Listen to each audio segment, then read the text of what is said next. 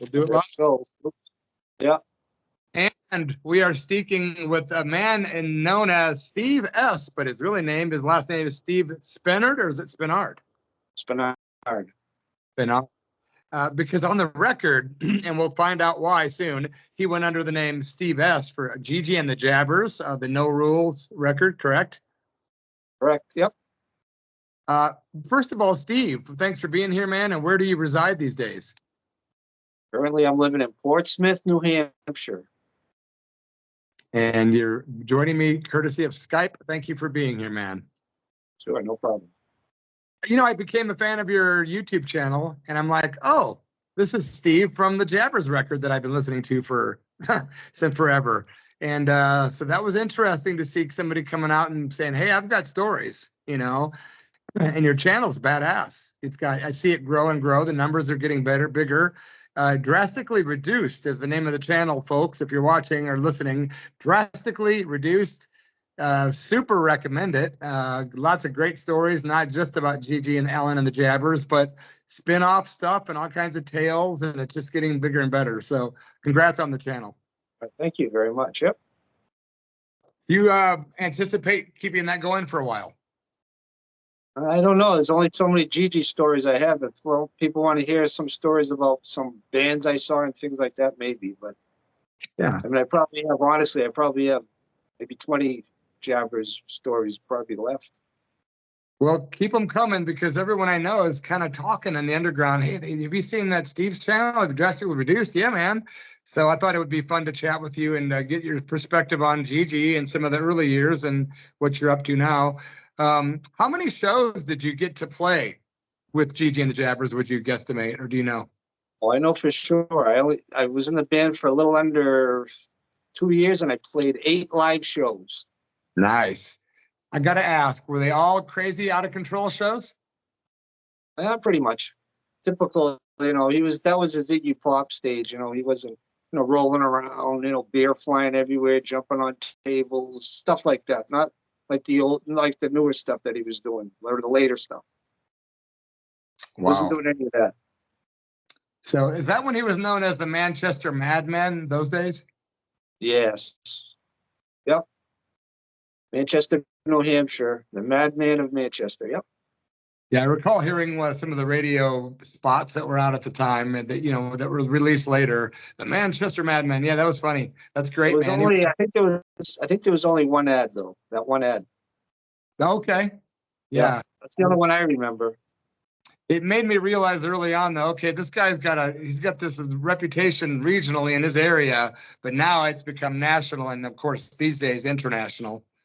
But for anyone that doesn't know, you play under the name Steve S. on the No Rules EP that came out in 1982.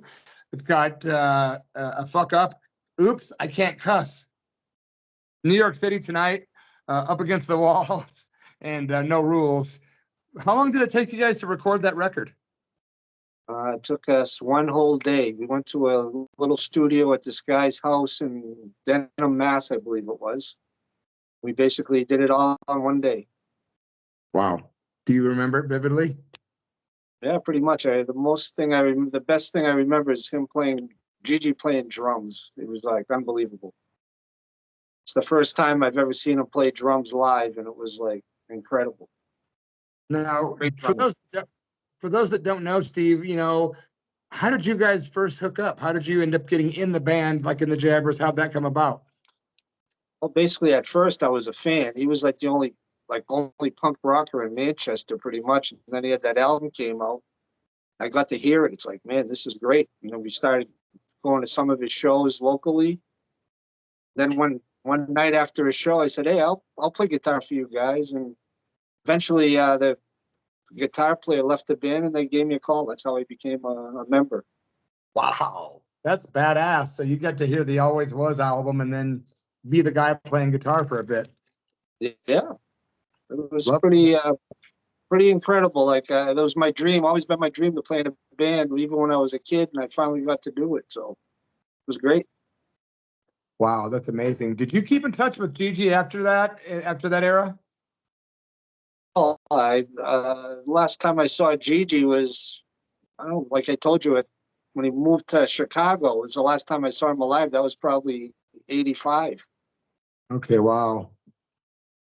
Yeah, so you went from going from a relatively short period of time, you were saying like 84 to completely almost a whole different vibe of character, on stage persona, performance, the lyrics, everything changed drastically from madman to really madman. Yeah, just yeah, it did change a lot. Sure. What He was was your opinion? doing that. Excuse me? I'm sorry. My bad. What was your opinion at that time when you saw his transition happening and it was becoming like known that nationally that he was getting very hardcore?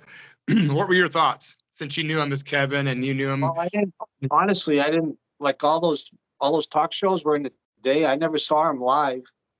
And I never, I only saw things once in a while in magazines and whatnot. And I was going to watch, he was supposed to be on Morton Downey Jr., which was that was a nighttime talk show, but it got canceled because I think he trashed a hotel room and they canceled the show. So like the later years where he had the bald head and all that, I never saw that until I saw him in the casket. I never saw it. Wow. So Wow. it was incredible. It was incredible when I went to that wake to see him. I couldn't believe what I saw because I never saw him like that before. Wow. Yeah. Well, this is pre-internet, so it's not like you can look up things. It's like I never saw him like that before. So you had to have been very shocked. Yeah. Very, very shocked. Yes. Oh man, trippy. Did you know Gigi's parents by chance? The only time, no, I only met his mom once before the wake. I met his mom at her house. All of us met there, so that's where I met his mother. Oh, interesting. I got to ask, you said you did 8 shows with the Jabbers. I'm sure that they were all cool in their own right. Any of those stick out like as being better than others or crazier, or like funner, or a couple of them that you can think of that were better? Were they all fun? Probably the best show. Usually it was we played the living room in Rhode Island. He had a lot of fans in Rhode Island. Yeah. That was a crazy show. That was one of the best. And the last show was good too. The GBH show that we did in Manchester. We backed up GBH. That was the last Jabber show. That was a good show too. That was probably the most people we played. I remember the flyer for that. I love that flyer, that Gigi Allin and the GBH flyer. So cool. Yeah, that was a good show. Yeah, that was a class. I would love to have been there, man. Wow, what a lineup. So, when these shows happened, did it take a relatively short amount of time for him to start gaining notoriety? Because I know at that point he'd already had that, regionally for sure. So was there kind of a buzz when he played, like, oh my God, he's here tonight? No. Honestly, most of the shows we played, there wasn't a lot of people at these shows. Pretty small. Pretty small, yeah. Some of these places we played, like New Haven, that was small. We played at Mavericks in Boston. Wow. I don't really believe he wasn't. The wake, there was like 30 people there at the wake. That's it. So he wasn't well known, not like he is now. Not even close. Yeah. It's wild how that's you become a martyr when you die young, man. And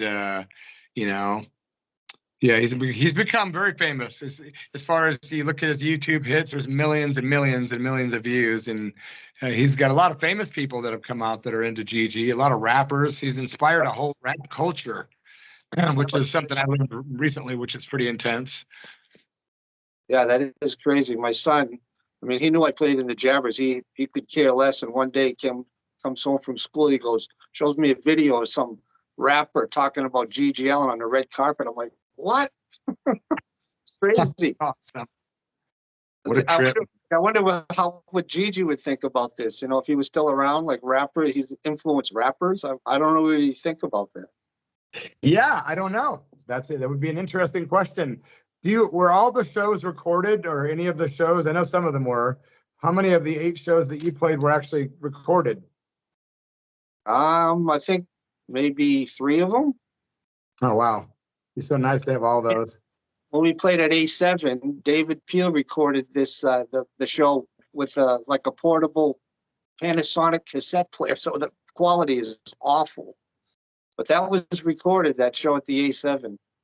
So you spent time obviously with Dave, with Mr. Peel, who I'm a fan of. And when I knew Gigi, he really considered David Peel to be like his rock god, sort of. He was like David Peel and Iggy Pop were the guys.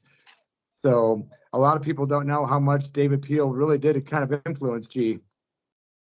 Yeah, he was like he was a street punk. He was punk before punk was around. If you listen to that American Revolution album that he has, it's great. Yeah. Long live David Peel. So you guys recorded with him, and the tapes are kind of semi-legendary now. They float around like the Death House tapes and whatnot. Yep, I know. We did that recording between. We did 2 nights at the A7 Club on a Friday and a Saturday. That Saturday afternoon is when we went over to Peel's apartment and recorded all that stuff. Wow, that had to have been cool. Oh, it was cool. His apartment looked like a chicken coop. Was he a big? Were you guys smoking up? No, I don't think he smoked the joint. Oh, really? Wow.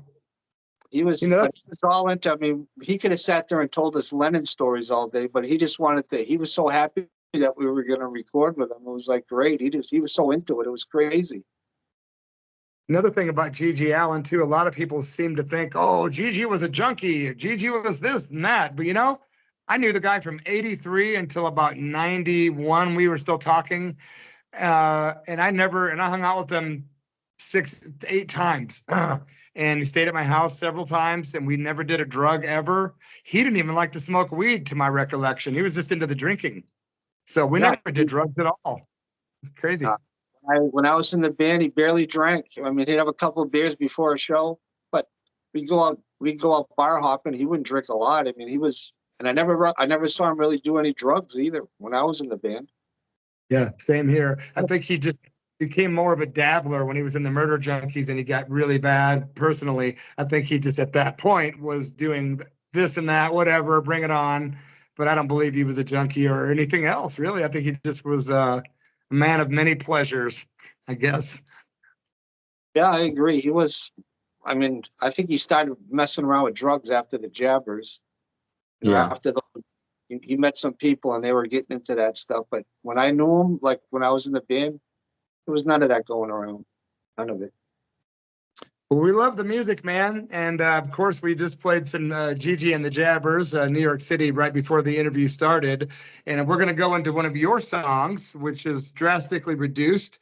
And it's a song called Kill Me Now. What would you want to say about it, man? Well, it was the second song I ever wrote. I wrote that in 2018. I recorded it in 2018. Home recording on a laptop. Really? So it's just you and you wrote the words and you're doing the vocals and all that? Yeah, the only thing I didn't do was the drumming. I had a drummer go into a little studio and drum for me. Yeah. That's interesting. One-man band, pretty much. So did you have bands that you were in pre-Jabbers and after the Jabbers? Well, the first band was called Drastically Reduced. It probably lasted about a month. Me and my 3 friends started that band. Didn't go anywhere, of course, but then I joined the Jabbers. And after the Jabbers, I never wanted to play in a band again. But in 2018, I decided I was going to do some home recording. And I needed a name for a band, so I just called it Drastically Reduced. And I had the logo already. I made that when I was 20 years old. The logo up there, the DR. Yeah.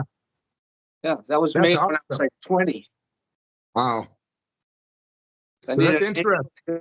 It's like, oh, we'll just call it that. So yeah, there's only 2 bands I've ever been in: Drastically Reduced and Gigi Allin and the Jabbers. That's it. Wow. Well, man, it's been a pleasure talking to you, Steve. It's been cool to get a little bit of information and to hear the music and all that good stuff. It is Drastically Reduced is the YouTube channel. Very fun stuff if you like tales like I do. And it's been a pleasure. Before we go, how did you go from Steve Spenard to Steve S? Very simply, the drummer was called Steve L, even though his name was Rick.